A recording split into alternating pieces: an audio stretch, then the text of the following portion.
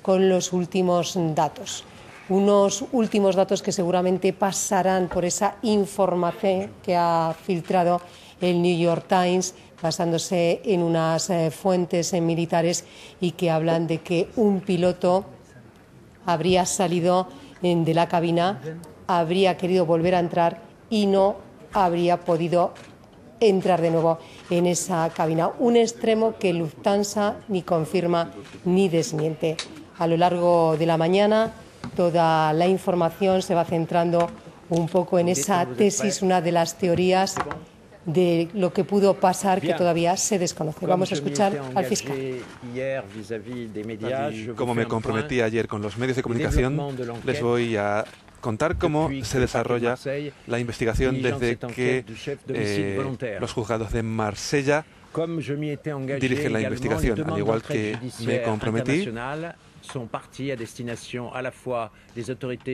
Se ha enviado también a las autoridades judiciales españolas y alemanas datos sobre la investigación.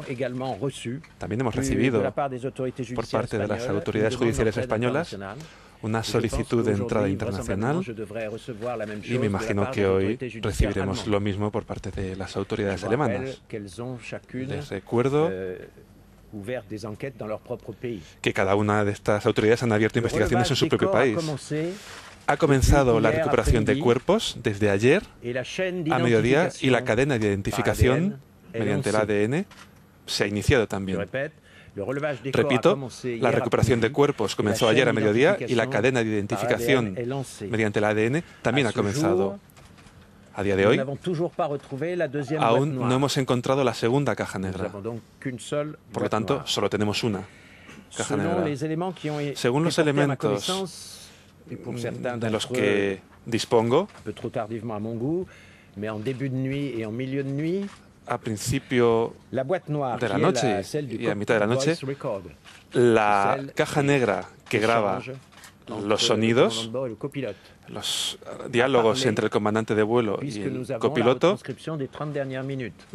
funcionado porque tenemos la transcripción de los últimos 30 minutos de este vuelo, de forma total. Durante los 20 primeros minutos, los dos pilotos hablan de forma normal e incluso de una forma bastante cortés, normal, habitual, como pilotos normales en cualquier tipo de vuelo. Por lo tanto, nada normal. Después, escuchamos al comandante cómo prepara el briefing del aterrizaje en Düsseldorf. Y las respuestas del copiloto parecen lacónicas. Luego escuchamos al comandante pedir al copiloto que asuma el mando. Escuchamos al comandante, repito, que pide al copiloto que asuma el mando del avión. Y escuchamos a la vez el ruido de un asiento que se echa para atrás y el ruido de una puerta que se cierra. De forma legítima podemos pensar que se ausentó para satisfacer sus necesidades naturales. En ese momento el copiloto está solo al mando. Y cuando está solo, el copiloto manipula el botón de lo que llamamos el Flight Monitoring System para accionar el descenso del aparato. Repito, es cuando está solo, el copiloto al mando de este avión A320, cuando el copiloto manipula el botón del Flight Monitoring System para accionar el descenso del aparato. La acción en el seleccionador de altitud solo puede ser voluntaria. Accionar el seleccionador de altitud solo puede ser voluntaria. Escuchamos varias llamadas del comandante pidiendo entrar a la cabina de pilotaje con un interfono que hay, que tiene una cámara. Podemos decir que se identificó, pero no hubo ninguna respuesta por parte del copiloto. llamó a la puerta para pedir que se le abriese la puerta y el copiloto no respondió. En ese momento escuchamos un ruido de respiración humana dentro de la cabina y este ruido de respiración lo escuchamos hasta el impacto final. Esto significa que a priori el copiloto estaba vivo. Después escuchamos el contacto de la torre de control de Marsella. Esto varias veces, pero no hay ninguna respuesta por parte del copiloto.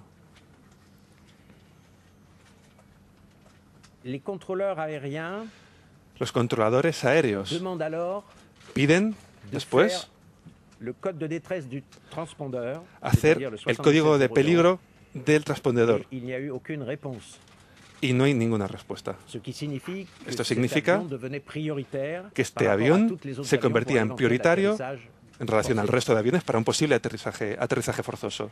La torre de control incluso pidió a otros aviones que hiciesen un relé de radio para contactar a este Airbus. Y tampoco se logró ninguna respuesta. Se desencadenan, se activan unas alarmas para indicar a la tripulación la proximidad de la Tierra y en ese momento escuchamos golpes violentos como para intentar echar abajo la puerta. Les recuerdo que es una puerta blindada según las normas internacionales para proteger ante posibles acciones terroristas. Por tanto, estas alarmas que dicen que hay que recuperar el estado del avión se activaron. Y justo antes del impacto final escuchamos lo que parece ser el ruido de un primer impacto en un talud. Les recuerdo que parece que el avión tocó un talud antes de impactar definitivamente contra la montaña. Les recuerdo también que no hubo ningún mensaje. Los controladores aéreos no recibieron ningún mensaje de urgencia tipo Mayday, Mayday, Mayday. Les repito, los controladores aéreos no recibieron ningún tipo de mensaje de urgencia tipo Mayday y no se dio ninguna respuesta a las numerosas llamadas que hicieron los controladores aéreos.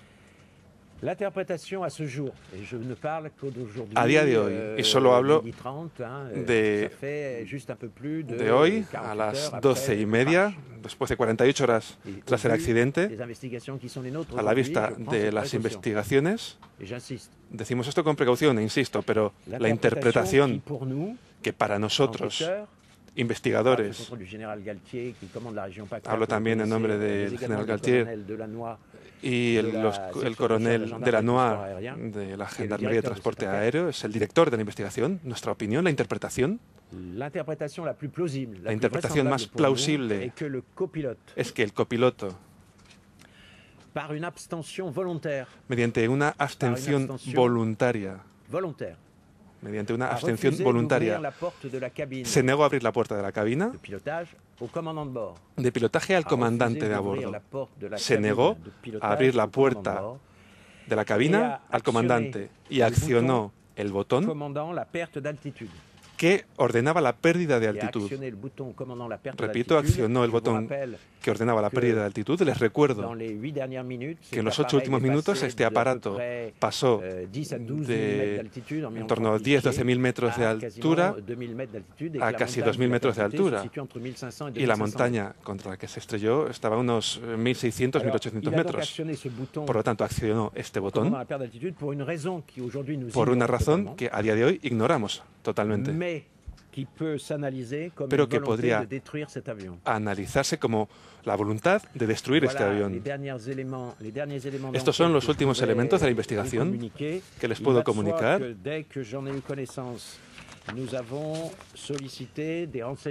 Hemos pedido más información a las autoridades judiciales alemanas sobre el entorno personal o familiar, también profesional, de este copiloto de nacionalidad alemana.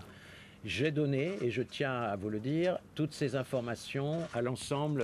transmitido todos estos datos a los 200, 250 familiares de las víctimas que están, familias de las víctimas que están en este aeropuerto o en otras zonas. Y por supuesto estoy a su disposición para responder a sus preguntas.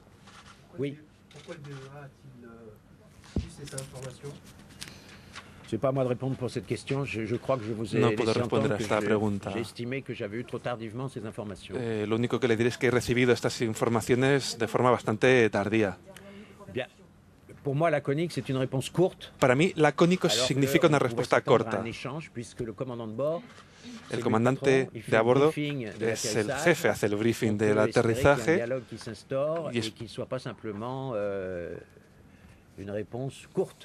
y esperábamos un diálogo y no una respuesta corta. ¿Más información sobre el piloto podemos tener? Esperen, por favor. Les recuerdo que el accidente ocurrió hace 48 horas. Les recuerdo que fue en mitad de la noche cuando he recibido estas informaciones que les estoy transmitiendo. Les recuerdo que de esta mañana estamos haciendo una búsqueda, una investigación para entender el entorno de este copiloto. ¿Dijo el piloto algo cuando estaba solo? No, solo se oye su respiración. Aparentemente respiraba con normalidad. Estrictamente no pronunció ninguna palabra desde que el comandante salió de la cabina de pilotaje.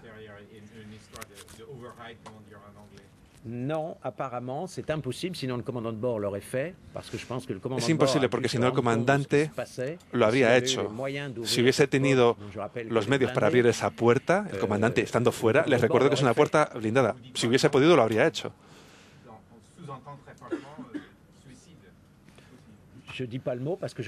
Es un acto suicida, ¿no? No digo esa palabra porque no lo sé. Lo que digo es que, a la vista de los elementos que conozco, a día de hoy, quizá dentro de unos días tendremos otras informaciones, pero a día de hoy solo puedo decir que voluntariamente permitió la pérdida de altitud del avión, que es una pérdida de altitud totalmente anormal. Son 1000 metros por minuto. Y no tenía ninguna razón para hacerlo. A priori no tenía ninguna razón para impedir que su comandante volviese a entrar en la cabina de pilotaje. Eso ya es bastante. No tenía ninguna razón para responder las llamadas del control aéreo que le pedía porque había perdido altitud. No tiene ninguna razón para no introducir un código para que el avión fuese prioritario en relación al resto de aviones de la zona. Por tanto, todo eso es mucho ya. ¿Se descarta la hipótesis de que se encontrase mal el copiloto? A priori, de momento, repito, han pasado solo 48 horas, pero a priori respiraba con normalidad. No es una respiración de alguien que está sufriendo algún problema. Ninguna palabra. Repito, silencio total.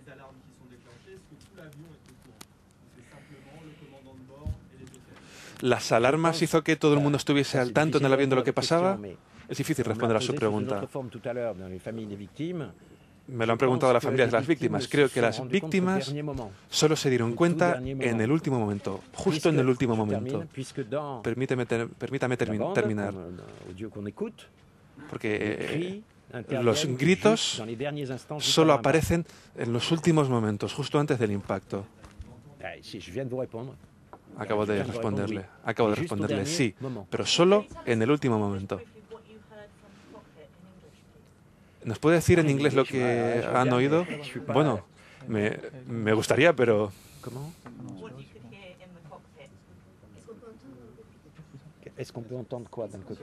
¿Qué se oye en la cabina? ¿Qué se escucha en la cabina de pilotaje? Si lo puede decir en inglés. En la cabina es que no respondió a nada, no pronunció ninguna palabra, no sé si entiendo bien su pregunta, pero en la cabina no se oye nada, silencio absoluto. Sí, si usted puede decir simplemente que había silencio en la cabina en inglés. No había entendido la pregunta. en la cabina de pilotaje, nada. Ni una sola palabra durante los últimos 10 minutos. Pero se le escucha respirar.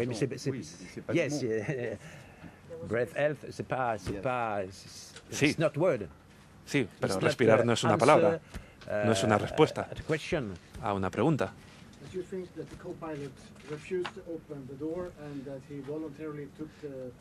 ¿Cree que el copiloto se negó a abrir la puerta y que bajó voluntariamente la altitud del avión?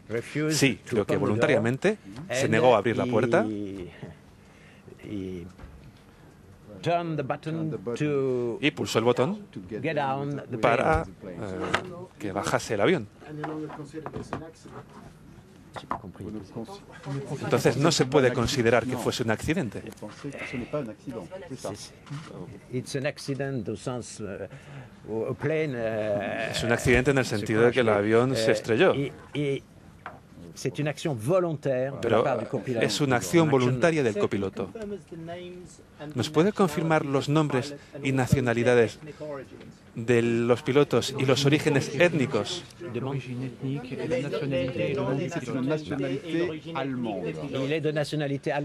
Nacionalidad alemana. Y no conozco su origen étnico. Digo que es de nacionalidad alemana. Y punto. Y no aparece en la lista de terroristas, si es eso lo que preguntan. ¿Y el nombre completo de los pilotos?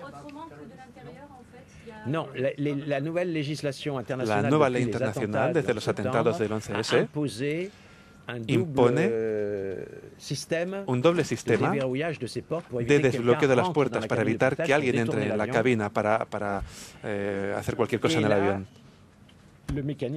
Y ahí el mecanismo impone que el que está dentro acepte la entrada, aunque haya un código. El código es un código de identificación, ya sea mediante un sistema de cámaras en el que te presentas y se te reconoce, pero hay que accionar un botón para poder abrir la puerta. Pero también dicen que hay un procedimiento de urgencia que la gente que está en cabina conoce. Depende de los aparatos. Creo que esta información existe solo en los aparatos más modernos. Este avión es de 1991. Tiene casi 25 años, tenía casi 25 años. 1 a 1, por favor. No, una vez que se sale, la puerta se bloquea. Es un autobloqueo. Habla del lacónico. ¿Qué dice exactamente el copiloto cuando el comandante le hace la pregunta sobre el briefing del aterrizaje? Significa respuestas breves. Que no es un verdadero diálogo. Eso es lo que quiere decir. No es un diálogo como tal. Antes sí que se escucha un diálogo normal. Incluso cortés, agradable, como lo quiera decir. Pero cuando el comandante de a bordo habla del briefing del aterrizaje, es decir, una lista de tareas de todo lo que hay que hacer, las respuestas son cortas, digamos. Si no le gusta el lacónico, diré breves, cortas, es decir, no hay un diálogo como tal.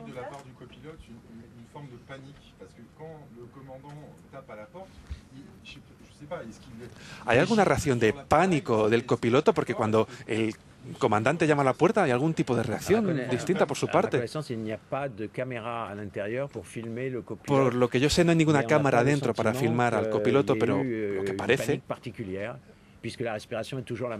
es que no había ningún tipo de pánico por parte del copiloto porque su respiración no cambia.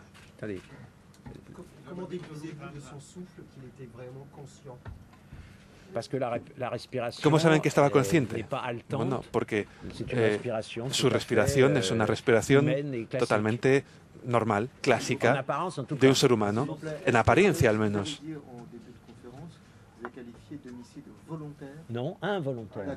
Usted, sí, he dicho que ha abierto una investigación Permítame decir, he abierto una investigación. En su momento era un accidente potencial, pero he abierto una investigación de homicidio involuntario. De momento, sé desde esta mañana que ahora hay una acción voluntaria. Entonces, voy a profundizar antes de cambiar la naturaleza de la investigación, pero de momento es una investigación de homicidio involuntario. La ciudad en Alemania, no, eso no lo sé. Estamos intentando indagar en su entorno. Estamos al principio de las investigaciones para saber más cosas del entorno del copiloto, porque es una información que conocemos desde hace muy pocas horas. Oui, on commence. On commence. Les informaciones sobre el copiloto, on les aura essentiellement des autorités judiciaires. Las informaciones del copiloto las recibiremos de las autoridades judiciales alemanas, porque es un alemán que trabaja por una empresa alemana que vive en Alemania. Por lo tanto, para nosotros no es una persona conocida y de momento no tengo esas respuestas. Espero esas respuestas, espero tener una parte de esas respuestas hoy o mañana y luego espero las respuestas oficiales de las autoridades alemanas. La canciller Angela Merkel se ha comprometido, al igual que el presidente del gobierno español, ante el presidente de la República Francesa, se han comprometido a acelerar toda solicitud de información. Así que espero tener respuestas rápidas por parte de estos dos países amigos.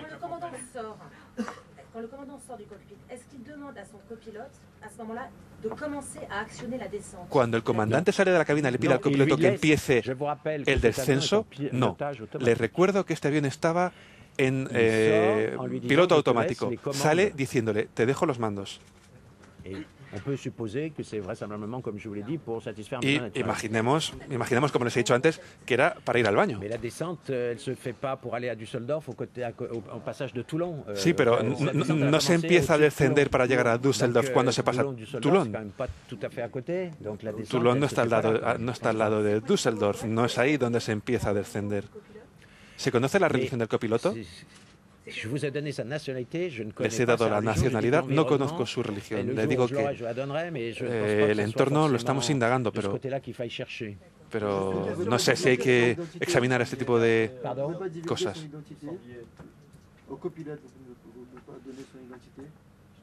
Je l'ai déjà donné aux familles des victimes, donc il s'appelle Andreas, A-N-D-R-E-A-S, c'est son prénom.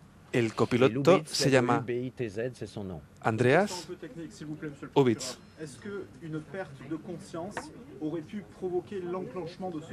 ¿Una pérdida de conciencia podría haber provocado que se pulsase ese botón? No, el botón es un botón que se gira, que hay que bajar que hay que girar varias veces para que se baje la altitud.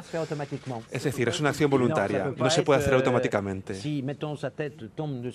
decir, si su cabeza cae encima del botón, giraría un poquito el botón, pero no todo lo necesario como ha tenido que girar tanto, porque se pasó de 10-12.000 metros hasta 2.000.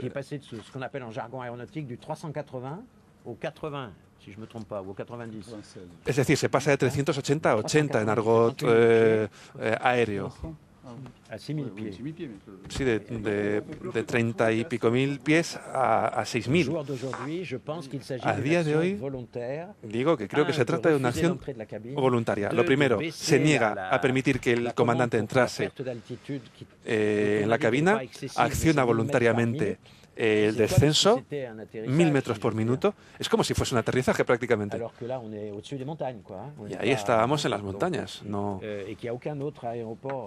Y no había ningún otro aeropuerto muy cerca para recibir a un Airbus.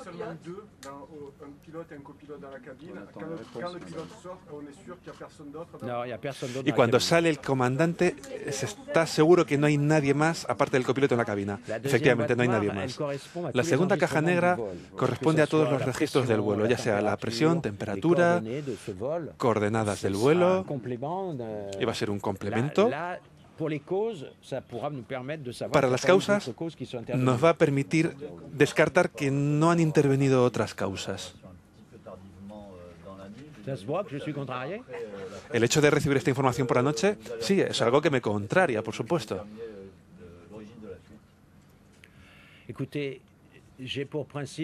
Mire, como principio, cuando estamos ante una investigación tan difícil, lo que me interesa es conocer las causas del accidente. Por eso he abierto esta investigación. Hay 700 gendarmes movilizados. El departamento de Provence-Alpes-Côte d'Azur se está controlando la seguridad del lugar. Es muy difícil acceder ahí solo por helicóptero, descolgándose de helicópteros. Y hay que ofrecer seguridad a todos los que están ahí. Porque es un suelo en el que las piedras pueden rodar, pueden caer y cubrir las pistas que hay. Es una escena de catástrofe complicada. Yo no estoy en la cabeza de ese copiloto, no puedo responder a su pregunta.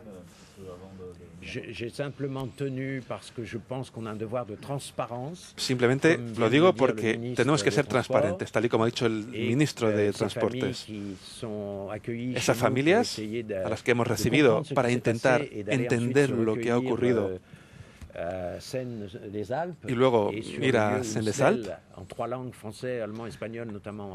es ahí donde se ha erigido un lugar con intérpretes en alemán, francés y español. Por eso digo que creo que tenemos que ser transparentes y lo he querido hacer lo antes posible, porque creo que las víctimas se merecen que el procurador de la República les explique qué es lo que ha pasado.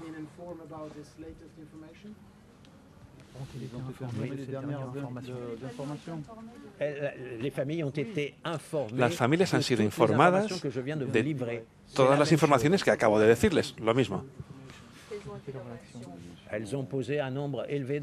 Han hecho muchas preguntas sobre el funcionamiento, sobre las leyes internacionales, sobre si era normal que el comandante de a bordo se fuese de la cabina. Han hecho numerosas preguntas.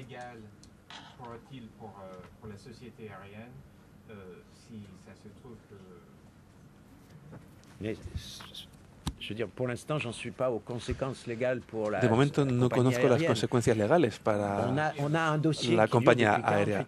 Tenemos un expediente abierto desde hace 48 horas. A día de hoy les estoy comunicando cómo van las investigaciones. Hemos encontrado la caja negra, hemos explotado todo lo que hay dentro de la caja negra, quizá con cierto retraso, a mi sentido, demasiado retraso, porque creía que le iba a tener antes, a mediodía de ayer. Pero vamos a seguir la investigación, no vamos a detenernos con lo que hemos obtenido y vamos a buscar la segunda, vamos a seguir recuperando los cuerpos y vamos a hacer todo lo que les he dicho. También quiero el expediente de mantenimiento del aparato, que tuvo un mantenimiento generalizado en 2013 y luego un mantenimiento más pequeño el día anterior. Vamos a hacer todos los controles que faltan por hacer. También un peritaje. En los próximos días, uno o posiblemente dos jueces de instrucción van a seguir intentando indagar cuál es la verdad del expediente, pero a día de hoy les comunico la verdad que ha emergido de esta noche, que me parece ya un progreso considerable en relación a lo que puede ser la verdad finalmente. Algo sobre el perfil del copiloto, porque su edad, etcétera, todo lo que sé a día de hoy es que tenía perfectamente la capacidad de pilotar solo este avión. Tenía todos los certificados necesarios, era apto para conducir. El comandante tenía 10.000 horas de vuelo, trabajaba desde hace 10 años en la Lufthansa, tenía más experiencia, por eso era comandante, y el otro trabajaba desde hace unos meses solo y tenía un centenar de horas en este aparato. Eso es todo lo que sé a día de hoy, pero espero descubrir más.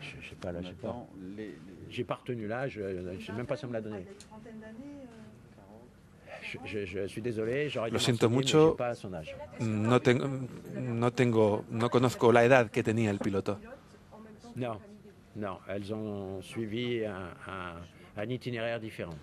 No, siguieron un itinerario diferente.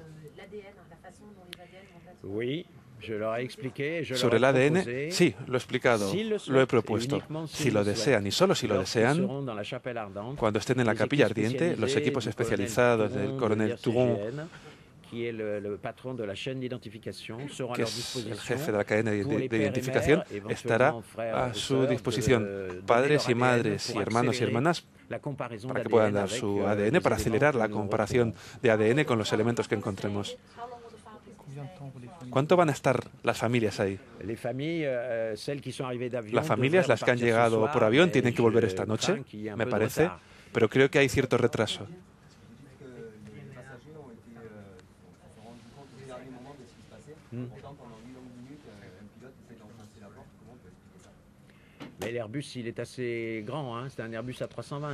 Es un Airbus bastante grande, un Airbus A320. Es decir, los pasajeros no están justo pegados a la cabina de pilotaje.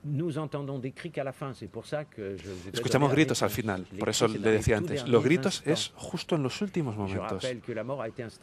Y les recuerdo que la muerte fue instantánea, porque este aparato, cuando choca a 700 kilómetros por hora contra la montaña, bueno, pues ya han visto las imágenes, explotó.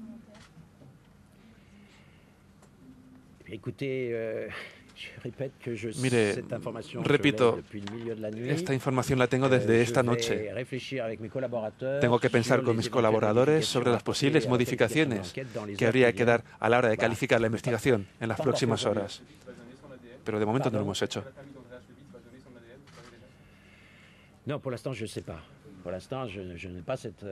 De momento no le puedo responder a esa pregunta.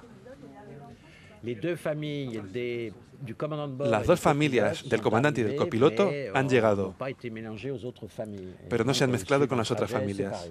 Han seguido un trayecto separado.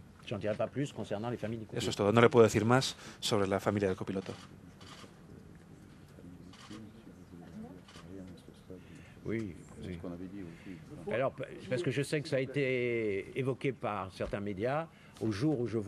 Eso es lo que han dicho algunos medios. A día de hoy, yo les digo, en mi opinión, no hay ningún elemento que vaya a favor de un atentado terrorista. Las cosas claras, porque desde el principio se está hablando de terrorismo. De momento, repito, ahora mismo, a día de hoy, con el conjunto de las investigaciones que conocemos, no hay nada que nos haga pensar que se trata de un atentado terrorista. Ahora veremos el entorno de esa persona.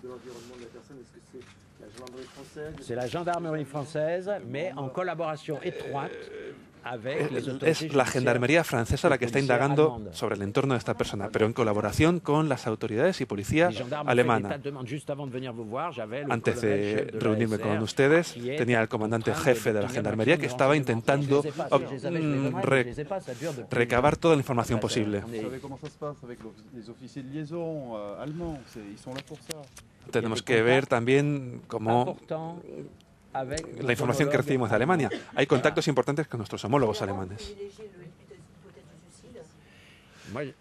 Se da más importancia a la hipótesis de un suicidio. No quería utilizar el término suicidio cuando tenemos la responsabilidad de 150 personas. A eso yo no lo llamo suicidio. Por eso no he utilizado ese término. Pero claro, entiendo que hagan esa pregunta. Es legítimo que hagan esa pregunta.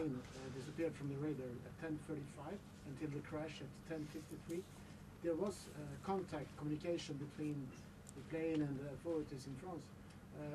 Who had this contact? Was it the co-pilot or somebody else?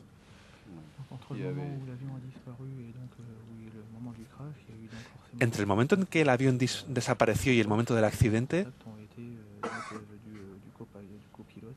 ¿hubo algún tipo antes de los 10 minutos? Entre las 10:35 y las 10:57 hubo algún contacto. Ningún contacto, ni entre el comandante ni entre el copiloto, con la torre de control, con los controladores aéreos. Ningún contacto. Ningún contacto. Durante los últimos 8 minutos hubo muchas llamadas provenientes de la torre de control de Marsella. Y a estas numerosas llamadas estrictamente no hubo ninguna respuesta. Repito, ninguna respuesta. Cambiar el código de transpondedor, ninguna respuesta. Alertas sobre la pérdida de altitud, ninguna respuesta.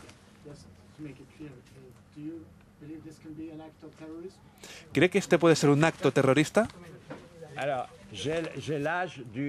Bueno, tengo la edad del copiloto, porque no la tenía. Tenía 28 años. El copiloto, 28 años. ¿Perdón? Andreas es su nombre y Lubitz su apellido. 28 años. L-U. L-U-B-I-T-Z, autant pour moi. L-U-B-I-T, Andreas Lubitz. L-U-B-I-T-Z, excusez-moi. L-U-B-I-T-Z, Andreas Lubitz. Je ne sais pas. ¿Tiene la oficina de investigación BEA toda esta información? No lo sé. Yo las recibí, las empecé a recibir a última hora de la noche y luego durante la madrugada. Y esta mañana he recibido los últimos elementos precisos. Y lleva cierto tiempo. No quiero culpar a nadie. Yo lamento, simplemente lo lamento. Lo digo claramente. Como jefe de esta investigación, lamento no haber podido tener estos elementos en tiempo real. Por eso digo que es un poco tarde. Me gustaría haberlos tenido en tiempo real, porque habríamos ganado tiempo en la investigación. Punto. Lo lamento. Ya sobre el resto de personas, bueno, no me importa. Es más su problema que el mío. Yo no lo he escuchado, han sido los investigadores. Personalmente no lo he escuchado, pero tengo el informe, y el informe es un informe minuto por minuto, minuto a minuto, y se ha traducido.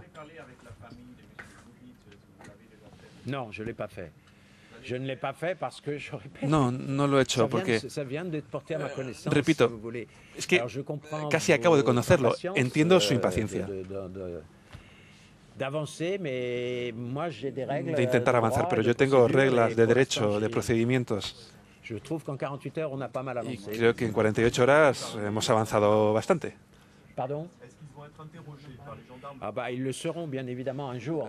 ¿La familia va a ser interrogada? Sí, sin duda, claro, es una ayuda. Con las autoridades alemanas, me imagino. Esto lo vamos a ver con los investigadores cuando acabe esta rueda de prensa.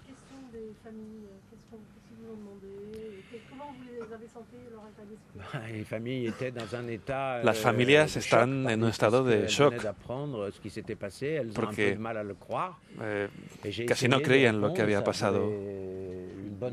He intentado responder a sus preguntas durante una hora, hora y cuarto. Hemos respondido lo mejor que hemos podido. Hay preguntas muy técnicas que tratan sobre reglas internacionales de aviación civil y eso me supera, pero sobre la investigación he respondido a todo lo que he podido responder. No, il y a eu une question qui a porté là-dessus, mais c'est pas encore à l'ordre du jour. Si vous Hay una pregunta sobre eso, pero no está en el orden del día. Hay un defecto individual, una falta, un fallo individual. Si la compañía tiene responsabilidad sobre eso, no lo sé. Eso es algo que no conozco. At this moment, It's better if we write it. Hypothesis of terrorism is not envisaged. No, En este momento no hay ninguna indicación de que este accidente sea un acto terrorista. No sé si es suficiente en inglés. No está muy bien dicho en inglés, pero lo siento mucho. La recuperación de cuerpos continúa y no continuará antes de finales de la semana que viene y posible de la siguiente. La identificación de los cuerpos ha comenzado y continuará mientras se sigan recuperando cuerpos, que son muchos, lamentablemente. Todo esto va a seguir para poder devolver lo más rápidamente posible los cuerpos a las familias de los víctimas. También se están recogiendo todos los objetos que se están encontrando de las víctimas. Se devolverán a las familias, pero después de haber sido investigados.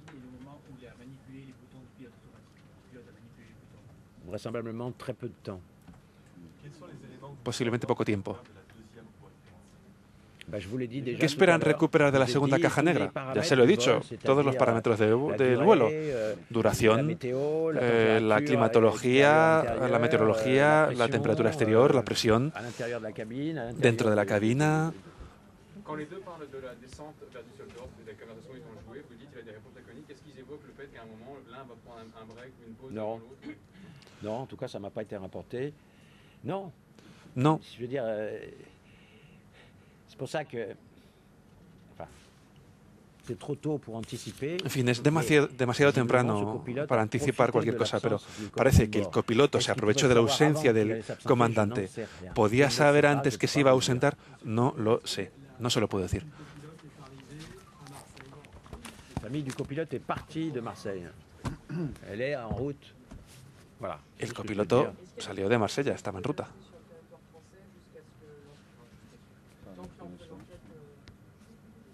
Non, j'ai pas entendu dire ça. Non. No he escuchado decir eso. Celles qui volent ou qui peuvent rester, il n'y a aucun souci, elles sont accueillies. La préfète des Alpes-de-Haute-Provence a bien indiqué que il n'y avait aucune condition de temps. Elle pouvait rester. En lo que se refiere a él podía permanecer el tiempo que quisiera. No ha habido ninguna solicitud a ese respecto, no lo sé.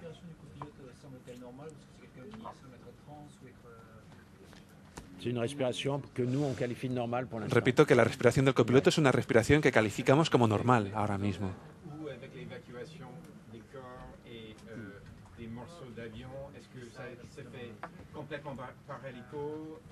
La evacuación de los cuerpos se va a hacer totalmente por helicóptero. En lo que se refiere a la evacuación de los cuerpos o de las partes de los cuerpos, se ha dado prioridad a la evacuación por helicóptero, porque es un medio muy peligroso, difícil, montañoso, en el que nos encontramos. Por lo tanto, la decisión que se ha tomado, la dirección de la investigación y con el visto bueno del fiscal, se ha decidido recuperar, después de haber identificado los cuerpos, y llevarlos en sacos, porque los vamos a tratar, porque para nosotros son cuerpos humanos. Los ponemos en unas camillas, los llevamos en helicóptero, los llevamos a un lugar cerca y ahí se mantiene la cadena post-mortem. El Instituto Forense procederá a todas las operaciones de policía técnica y científica en esas partes de los cuerpos. Por esta razón, es por esta razón por la que estas operaciones van a durar tanto tiempo, tal y como ha explicado el fiscal de la República. Imagínense 150 víctimas esparcidas en una zona de 2 hectáreas, entre 1.500 y 2.000 metros, con investigadores que están trabajando junto a los expertos de la montaña, a quien quiero reconocer el trabajo que están haciendo. El pelotón de montaña, los seres de montaña, por lo tanto, todos están acompañados por un investigador, están haciendo sus trabajos sobre el terreno, lo recuperan y lo envían por helicóptero. Solo se ha dado prioridad a este helicóptero y por eso va a durar todo este tiempo.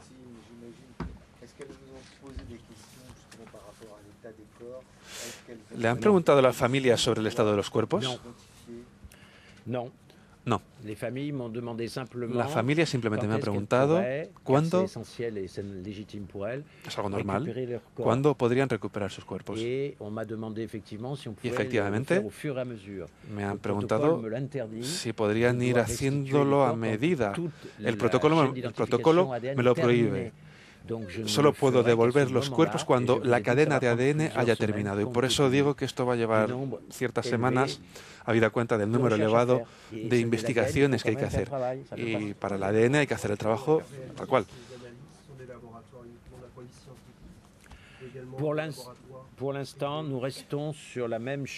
De momento, seguimos con la misma cadena. Es un laboratorio interno de la Gendarmería el que va a hacer la recopilación del ADN. ¿Cuántas familias había esta mañana? Había más de 200 personas, no sé el número de familias. Muchas más preguntas en español que en alemán, así que deduzco que había más familias españolas que alemanas, pero no se lo puedo decir con exactitud. Esta mañana no, las familias han ido... No, mire, yo venía... No lo sé si lo saben, porque no estaban presentes.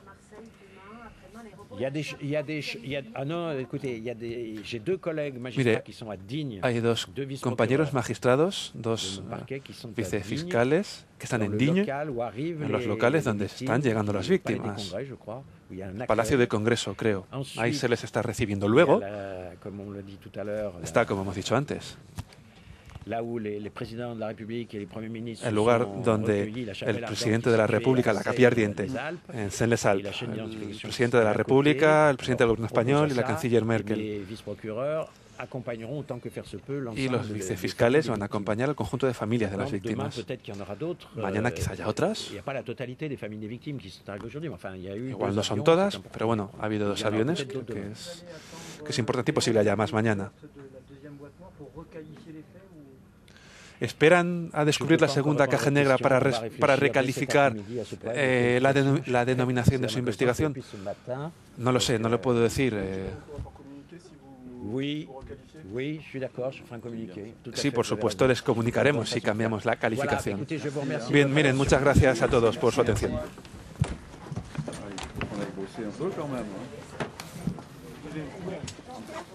Pues lo han escuchado, voluntad de destruir el avión por parte del copiloto de nacionalidad alemana de 28 años. Es la interpretación a las 48 horas de la tragedia en los Alpes que no apunta